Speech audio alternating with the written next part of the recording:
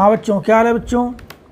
देखो ऐसा है, यहाँ पर कुछ बच्चे बोलेंगे सर जरा एनसीईआरटी अंडरलाइन करके मेरे को बता दीजिए। तो ये जो है, अब आपको मैं एक सरफेस केमिस्ट्री चैप्टर एनसीईआरटी का, तो वो surface chemistry chapter number 5 unit 5 है 12th क्लास का, वो मैं मतलब line by line NCERT underline करवा दे रहा हूँ।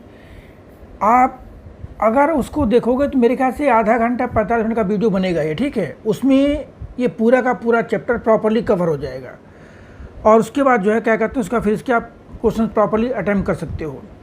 देखो यहाँ पर क्या है, इसमें हमें ना 3 टॉपिक पढ़ना है। एक तुम्हारा क्या एडजॉर्प्शन है, एक एडजॉर्प्शन है, दूसरा क्या है कैटालिसिस है और थर्ड क्या कोलाइड्स है। तो सबसे पहले हम बात करते हैं एडजॉर्प्शन की। देखो ध्यान दो, यहाँ पर क्या है एडजॉर्प्शन। देखो एडजॉर्प्शन क्या है, हम पहले डिफ्रेंशिएट करते हैं कि एडजॉर्प्शन और एब्जॉर्प्शन में डिफरेंस क्या है। ध्यान देना बेटे। देखो एडजॉर्प्शन क्या है, जैसे मान लो सपोज कोई सॉलिड सरफेस है, इसके ऊपर गैसेस मॉलिक्यूल क्या आ रहे हैं, एक्युमुलेट हो रहे हैं कुछ टाइप से gases molecule, process of accumulation of gases molecule on the surface of solid. ये गैसेस मॉलिक्यूल्स के बल को पेनिट्रेट नहीं कर पाते हैं। This phenomena, this process is known as adsorption.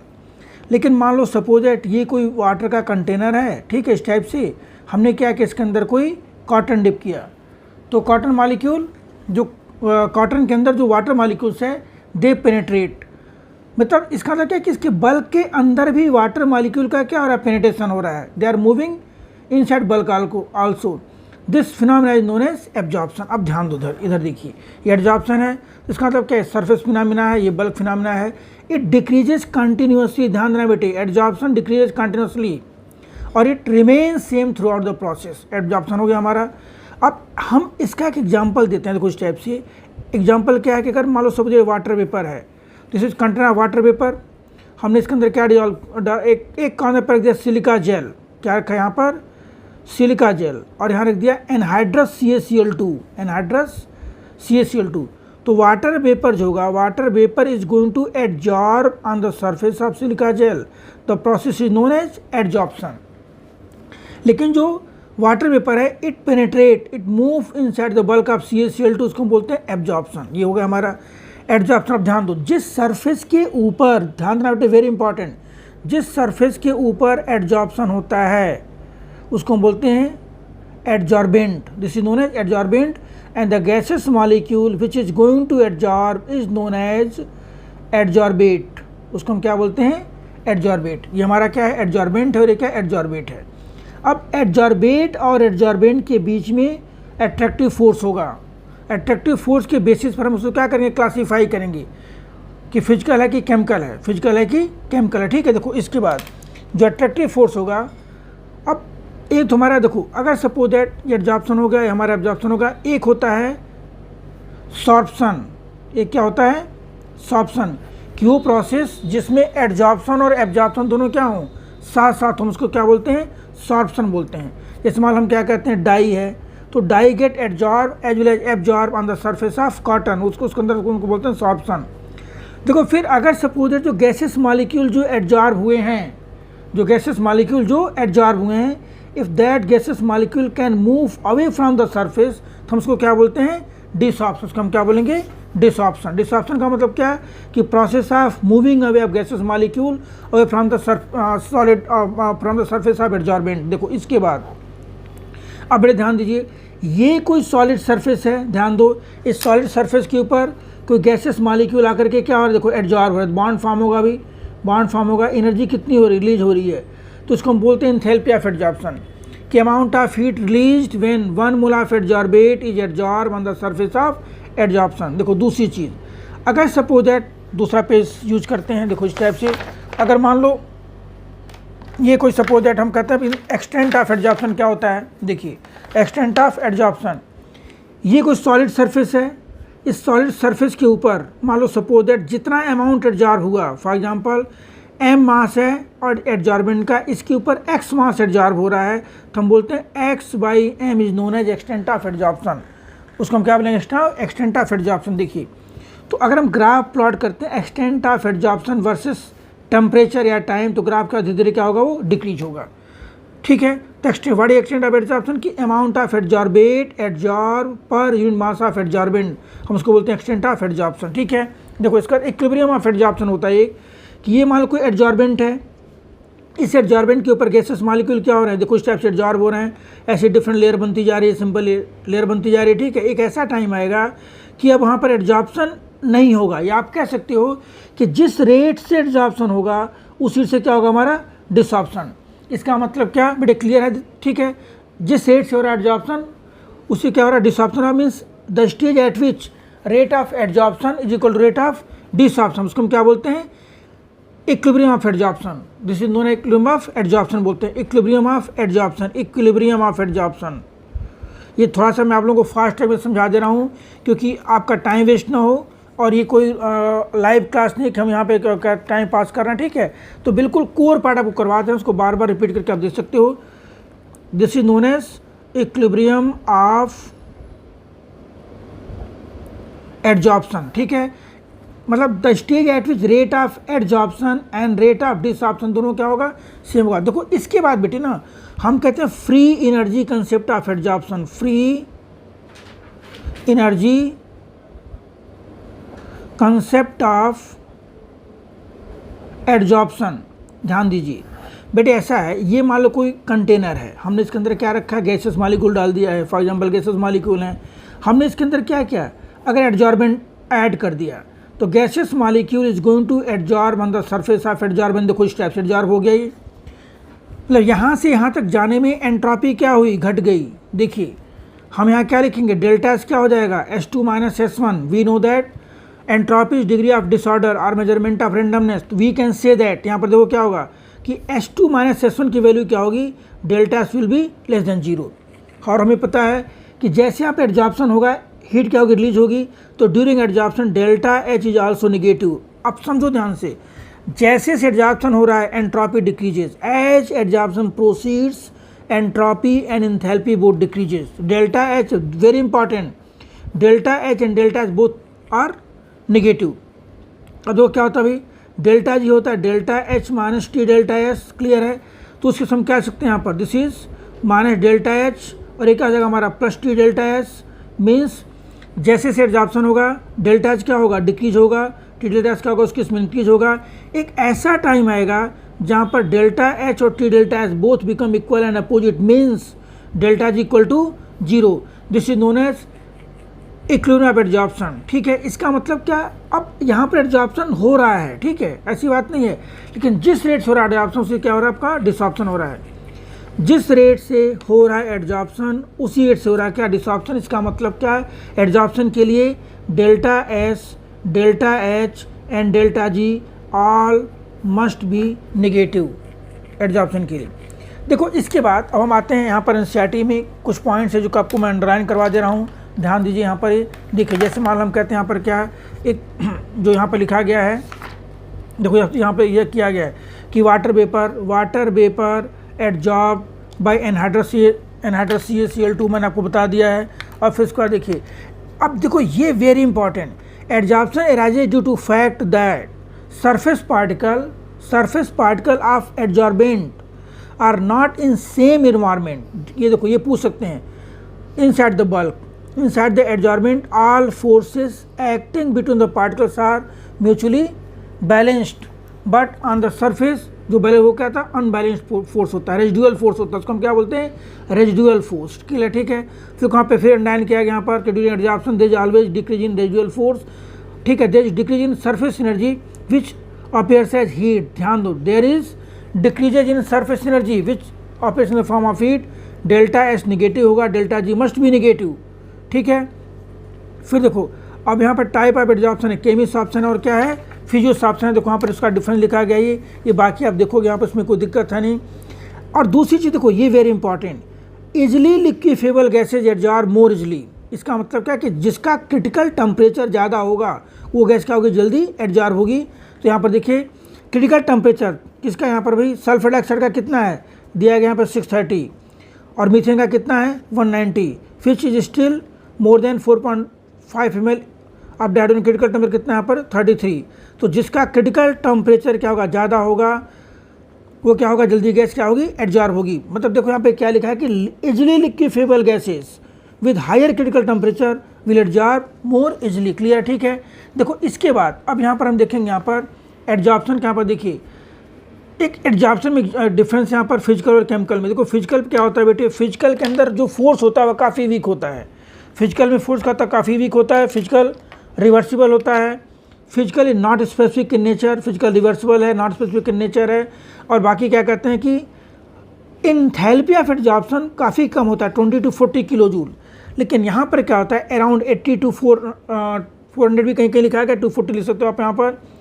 और केमिसॉर्प्शन क्या होता है, highly specific in nature, irreversible, it depends on nature of gas. Nature of gas पर तो हालांकि दोनों डिपेंड करते हैं। और देखो ये मोर इजली, वेरी इंपॉर्टेंट, बार बार बोल रहा हूँ, more easily liquefiable gases are adsorb easily. Clear, ठीक है। अब देखो इसका फिर कुछ और यहाँ पर डिफरेंसेज हैं। यहाँ पर क्या लो टेम्परेचर इज फेवरेबल और यहाँ क्या हाई टेम्परेचर, क्यों, क्योंकि हमें वहाँ पर क्या निकालना देना होता है, एक्टिवेशन एनर्जी। फिर देखो इसके बाद नो एप्रिसिएबल, देखो in case of physical adsorption there is no need of activation energy, but यहाँ पर क्या हमें high activation energy is needed some time. Clear है। देखो और उसके बाद फिर यहाँ पर it depends on surface area और ये it also depends on surface area, कोई दिक्कत है नहीं। ये हमारा क्या होता है, मोनो लेयर होता है और ये क्या होता है आपका, मल्टी लेयर होता है। हम अगर ग्राफ प्लॉट करते हैं फिजिकल और केमिकल एडजॉर्प्शन का x/m वर्सेस टेम्परेचर, तो ध्यान देना बेटे आप लोग, जो आएगा अच्छा ग्राफ है, पूछ सकते हैं। ग्राफ देखो फिजिकल के लिए ग्राफ आपका ऐसे आता है, x/m वर्सेस टेम्परेचर ग्राफ ऐसे आएगा, ये दिस इज x/m वर्सेस क्या ये टेम्परेचर। और केमिकल की जो ग्राफ आएगा वो ग्राफ आपका ऐसे आता है, देखो इस टाइप से, सिंपल स्टेप से आएगा यहाँ पर, ठीक है।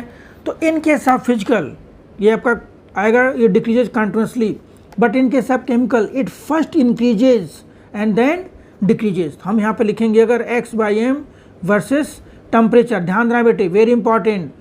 तो अब जब तक उस एडजॉर्बेट को एक प्रॉपर एक्टिवेशन एनर्जी नहीं मिलेगी तब तक तो ग्राफ क्या होगा, बढ़ेगा, यहाँ फॉर्म होगा इंटरमीडिएट और फिर बाद में क्या होगा, वो किस में चेंज होगा, प्रोडक्ट में। ठीक है, क्लियर। तो दिस इज ग्राफ ऑफ एडजॉर्बेटेड और this is graph of physical and chemical adsorption. देखो इसके बाद अब आपका है फ्रेंडलीज एडजॉर्प्शन आइसोथर्म। अब देखो दूसरी चीज़, अब कुछ फैक्टर अफेक्टिंग एडजॉर्प्शन में हम क्या लिखेंगे, यहाँ पर टेम्परेचर। पहला है factor affecting adsorption, factor affecting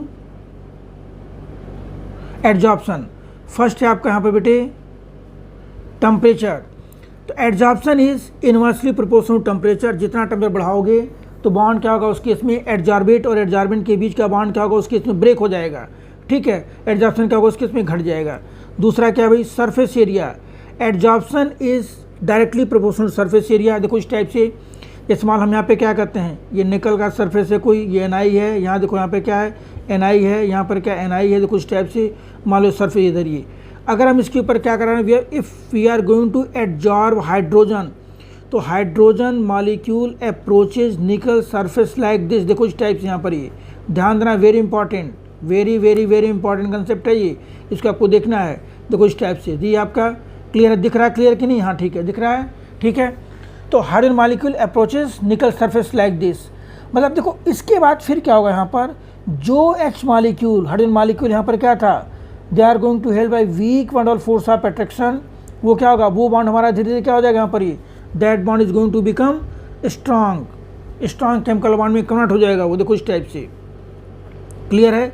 तो निकल सरफेस पर we can say that hydrogen molecule get adsorb. अब देखो ध्यान देना बेटे, यहाँ से यहाँ तक फोर्स क्या है, वीक है, तो उसको क्या बोलते हैं, this is known as physical adsorption. और यहाँ से यहाँ तक फोर्स क्या हो रहा है, स्ट्रांग हो रहा है, इसको हम क्या बोलेंगे यहाँ पर, this is known as chemical adsorption या केमिसॉर्प्शन बोल सकते हैं इसको हम। ठीक है, देखो नेक्स्ट इसके बाद आ जाइए। अब सरफेस एरिया के डायरेक्टली प्रोपोर्शनल कैसे है भाई, अगर देखो यहाँ पर क्या, हम ये जो ट्रांजिशन मेटल्स हैं दे utilises there free valency.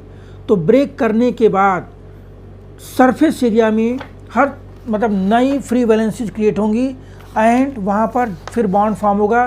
That's why adsorption is directly proportional surface area. आप ऐसे देख सकते हो, यहाँ पर मान लो कोई ये निकल का सरफेस है, अभी ध्यान दिए निकल का सरफेस है, ये दिख रहा है बच्चे क्लियर, ये निकल का सरफेस है। ठीक है, निकल के सरफेस में देखो, अभी यहाँ पर क्या है, यहाँ पर कितनी फ्री वैलेंसी है, 1 2 3 4 5 6 7 8 H atom can be adsorb.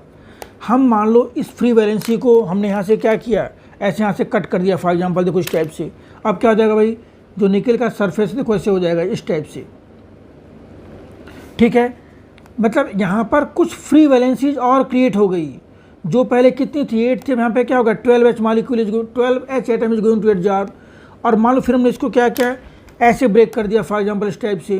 अब क्या हो जाएगा भाई, देयर इज 16 फ्री वैलेंसी, जो पहले फ्री वैलेंसी कितनी थी 8 थी, अब वो कितनी हो गई 16, means 16H atom can be adsorb on the surface of adsorbent. Clear है, ठीक है।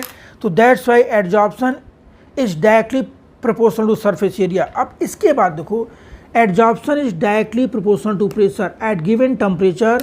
Adsorption is directly proportional to pressure. हम क्या करते हैं यहाँ पर, FREUNDLIT, फ्रेंडलिच एडजॉर्प्शन आइसोथर्म, ठीक है, फ्रेंडलिच एडजॉर्प्शन आइसोथर्म। उसमें क्या था, adsorption is directly proportional to pressure. हम ग्राफ ऐसे प्लॉट करेंगे, यहाँ पर x/m वर्सेस प्रेशर का ग्राफ है एट गिवन टेम्परेचर। देखो मान लो ग्राफ ऐसे आएगा ये। तो इस ग्राफ को फ्रेंडलिच साहब ने 3 पार्ट में डिवाइड किया। क्या, एक था आपका क्या लो प्रेशर, दूसरा क्या था बच्चों हाई प्रेशर, और तीसरा क्या था यहाँ पर मॉडरेट प्रेशर, ठीक है। ही फाउंड दैट क्या, at low pressure x/m is directly proportional to pressure, at high pressure x/m directly proportional to p⁻0। मतलब देखो हाई प्रेशर पर ये ग्राफ कुछ ऐसे जा रहा है, means this graph is independent. देखो यहाँ ध्यान दो, मैं दूसरे कलर से शो कर दे रहा हूँ कि ये क्या है, this graph is independent of pressure, ठीक है। बट हम फिर वही लिखेंगे कि एट, देखो यहाँ पर क्या, यहाँ पर तो डायरेक्टली प्रोपोर्शनल है बेटी। देखो ये ग्राफ को 3 पार्ट में डिवाइड किया गया, आपको शायद क्लियर लग रहा होगा। यहाँ पर देखो ये क्या है, यहाँ तक तो डायरेक्टली प्रोपोर्शनल है, यहाँ क्या है इंडिपेंडेंट है। हमें डिस्कस कहाँ पर करना है, बीच वाला करना है। तो हम क्या लिखेंगे, at moderate pressure, at moderate pressure. देखो एट मॉडरेट प्रेशर क्या होता है भाई, हम लिखेंगे at moderate pressure x/m is directly proportional to p⁻1/n। आप समझ सकते हो कि 1/n क्यों आया। देखो लो प्रेशर पर पावर कितना है 1, हाई पर कितना है पावर 0। यहाँ पावर 1 है, यहाँ पावर 0, तो यहाँ बीच वैल्यू क्या आएगी 1/2, 1/3, 1/4। हम उसको लेंगे क्या 1/n, क्या आ गया 1/n। Means we can say that this x/m equal to kp power. देखो यहाँ से क्वेश्चन बेटे पूछ सकते हैं किसी टाइप से, और फिर जब हम इसका लॉग लेकर के ग्राफ वो करते हैं, क्या नाम है, सिंप्लीफाई करते हैं, तो क्या जाता है देखो यहाँ पर इस टाइप से कि log x/m equal to log k plus 1/n log p। थोड़ा सा इसको ऑर्गेनाइज किया गया कि log x/m इक्वल टू क्या हो जाएगा यहाँ पर 1/n log p प्लस क्या log k। और फिर इसको हमने कंपेयर किया y equal to mx plus c से। y एक्सिस पर ये है, x एक्सिस पर ये है, स्लोप है, ये इंटरसेप्ट है। तो देखो जो ग्राफ अब प्लॉट करोगे, एक ग्राफ आएगा प्लॉट करने के लिए, या उस पर क्वेश्चन पूछ सकते हैं कि log, ध्यान दो, log x/m वर्सेस log, देखिए अब यहाँ पर क्या log x/m versus log p graph देखो कुछ स्टेप से जाएगा ये। तो ये कितना हो गया आपका, ये दिस इज, ये हमारा हो गया, ये क्या है, दिस इज इंटरसेप्ट है, ये हमारा क्या हो गया, ये log k हो गया। और एक ग्राफ का स्लोप आ जाएगा, हम क्या लिखेंगे यहाँ पर m इक्वल टू 1/n। तो कई बार क्वेश्चन यहाँ पर इससे पूछा गया, क्या नाम है, स्लोप से, कि n की वैल्यू पॉजिटिव है, नेगेटिव है, कितनी हो सकती है।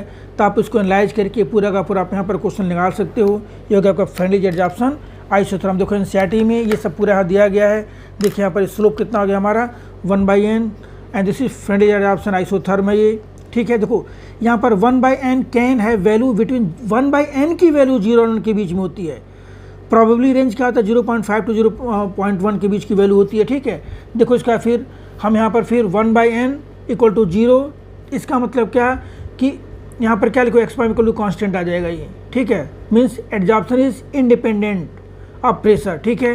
देखो इसके बाद अब यहाँ पर बेटे ना कुछ एग्जाम्पल्स हैं जो एडजॉर्प्शन के हैं। जैसे when solution of acidic acid in water is shaken with charcoal.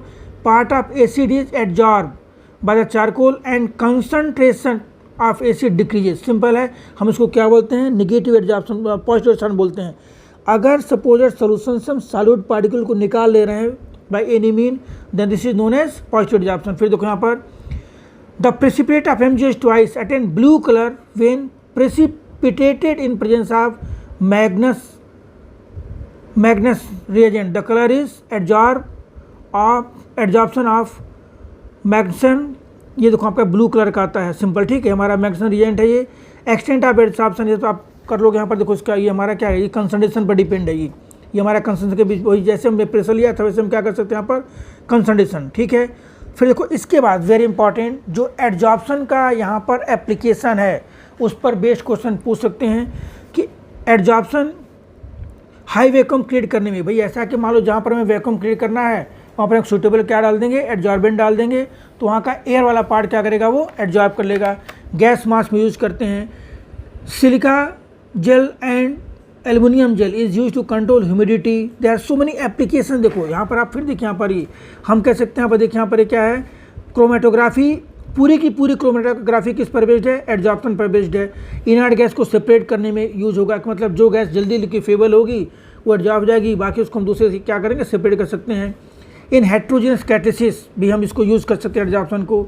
और फिर बाकी देखिए इसके बाद और हम कह सकते हैं यहाँ पर, और फोर्थ प्रोडक्शन प्रोसेस में देखिए low grade sulphide ore is concentrated by separating it from silica and other earthy matter by this method. तो उसको हम क्या बोलते हैं, यहाँ पर भी उसको हम यूज़ कर सकते हैं, ठीक है. और बाकी देखो ये पूरा का पूरा पोर्शन था आपका एडजॉर्प्शन का, ये आपको यहाँ पर देखना है इसको अच्छी तरह से. और देखो नेक्स्ट इसके बाद अब नेक्स्ट टॉपिक हमारा है क्या नाम है, catalysis.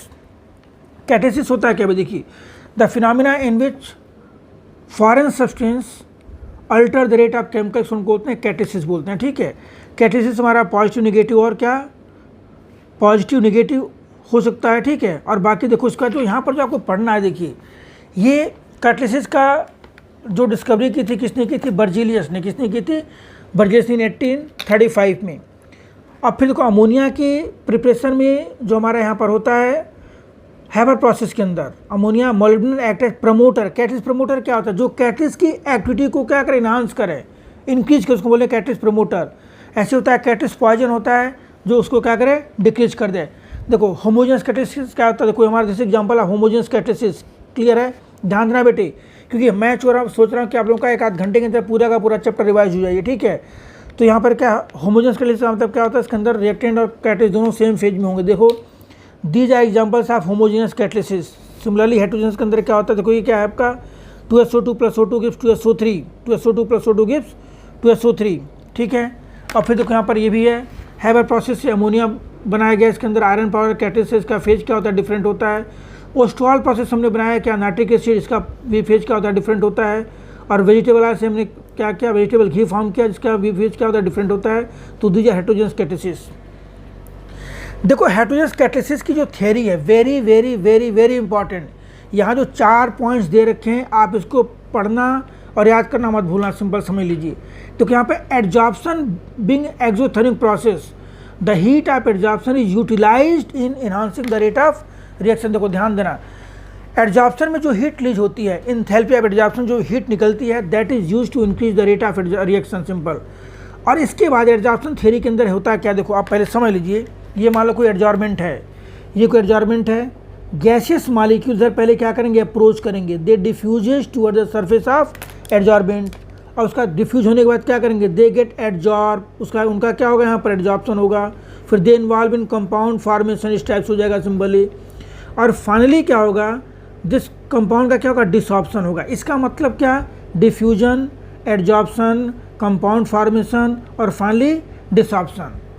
Diffusion of reactant molecule toward solid surface, फिर क्या होगा, एडजॉर्प्शन होगा, फिर इसका क्या होगा, आपका कंपाउंड फॉर्मेशन होगा.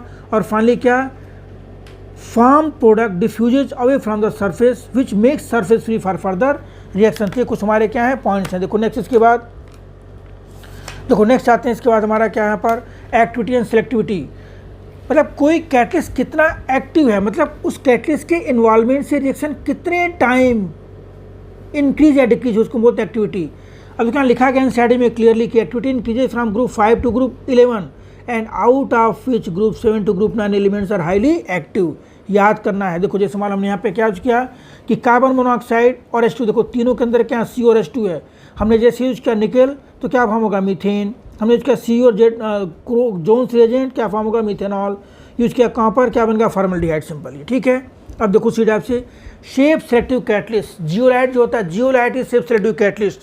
Before using zeolite must be dehydrated so that it become porous and size of pores lies between, यहाँ लिखा गया होगा कि 260 to 760 पिकोमीटर। इसका मतलब क्या है कि जियोलाइट जो है वो सिर्फ उसी रिएक्टेंट को अपने अंदर ऑक्यूपाई करेगा जिसका शेप उस रेंज के अंदर होगा। जियोलाइट का यूज हम क्या करते हैं, पेट्रोकेमिकल इंडस्ट्री के अंदर करते हैं इन क्रैकिंग ऑफ हाइड्रोकार्बन्स। फिर देखो enzymes, very important, enzymes are biocatalyst. Enzymes are nitrogen complex या biocatalyst which catalyse biochemical reaction, ठीक है। और देखो फिर यहाँ पे क्या लिखा गया है, और फिर देखो 2000 विद नेचुरल प्रोसेसेस बन सकते हैं। Numerous reaction that occurs in body of animal and plant to maintain the life process catalyst reaction, simple, ठीक है। Enzymes are thus termed as biological catalyst. देखो many enzymes have been obtained in pure crystalline state from living cells, ये बना सकते हैं हम इसको, ठीक है। देखो अब इसका देखो यहाँ देखो इन्वर्टेज, जाइमेज, माल्टेज, डायस्टेज, यूरिएज, हमारे क्या एंजाइम्स हैं। हाँ, कहाँ कहाँ यूज हो रहे हैं, वेरी इंपॉर्टेंट। इन्वर्टेज क्या होता है, कैन शुगर को किस में चेंज करने में, ग्लूकोज में। जाइमेज कहाँ होगा, ग्लूकोज को इथेनॉल में चेंज करने में। ये बेटे आपको याद करना है। देखो अब इसका फिर यहाँ पर स्टमक के अंदर क्या है, pepsin enzyme convert protein into peptide, conversion of milk into curd, lactobacilli enzyme use होता है। एक टेबल यहाँ पर दिया गया है, मतलब सोते जागते इसको याद करना, क्योंकि यहाँ से पूछ सकते हैं क्वेश्चन। देखिए यहाँ पर हम यहाँ पर देखिए ईस्ट 2 जगह यूज होता है। सोर्स क्या होते हैं, इन्वर्टेज, जाइमेज, माल्टेज, इन तीनों का सोर्स क्या होता है, ईस्ट होता है। इन्वर्टेज क्या होता है भाई, किस में होता है, सुक्रोज को ग्लूकोज और फ्रक्टोज में। एक देखो एक टेबुलर फॉर्म दे रखे हैं, इस टेबल को आप देख लोगे इसके बाद। फिर यहाँ पर क्या है, एंजाइम का क्या है, ये पेज भी इंपॉर्टेंट है, इसको आप देख सकते हो। यहाँ पर एंजाइम की करैक्टरिस्टिक है, highly efficient, highly specific nature, highly active under optimum range of temperature and pH. और जो रेंज है वो हमारा क्या है, 298 to 310 एंड पीएच कितना होता है, 5 to 7। These are optimum range of temperature and pH, ठीक है। बाकी देखो enzymes are also influenced by co inhibitor and coenzyme. देखो इसके बाद फिर देखिए मैकेनिज्म, ध्यान दो बेटे। There are number of cavities present on the surface of colloidal particles of enzyme. These cavities are of characteristic shape and possesses active group such as, देखो ये ग्रुप होते हैं और वो क्या करें उसका फिर इस टाइप से बॉन्डिंग फॉर्म करेंगे और फिर बाद में क्या होगा, वो बॉन्डिंग वहाँ से ब्रेक होने के बाद फिर क्या होगा, वहाँ पे प्रोडक्ट फॉर्म होगा। ये टेबल देखिए, हैबर प्रोसेस है, हैबर प्रोसेस के अंदर फिर हमारा क्या होगा, आयरन पाउडर। देखो यहाँ पूरा दिया गया, पोटेशियम और K2O and alumina is used, iron powder ये भी मिक्सचर यूज करते हैं यहाँ पर। प्लेटिनाइट एस्बेस्टास होता है हमारा कैटलिस्ट, एस्बेस्टास होता है किसके अंदर, नाइट्रिक एसिड बनाने के लिए ऑस्टवाल्ड प्रोसेस के अंदर, ठीक है। फिर वो contact process of manufacturing of sulphuric acid, आप ये कर सकते हो वहाँ पर। ये तो ये हमारा 2 टॉपिक था, क्या कहते हैं कि कैटलिसिस और क्या कहते हैं कोलाइड्स का। हम अगला टॉपिक करेंगे इसके बाद। All the best.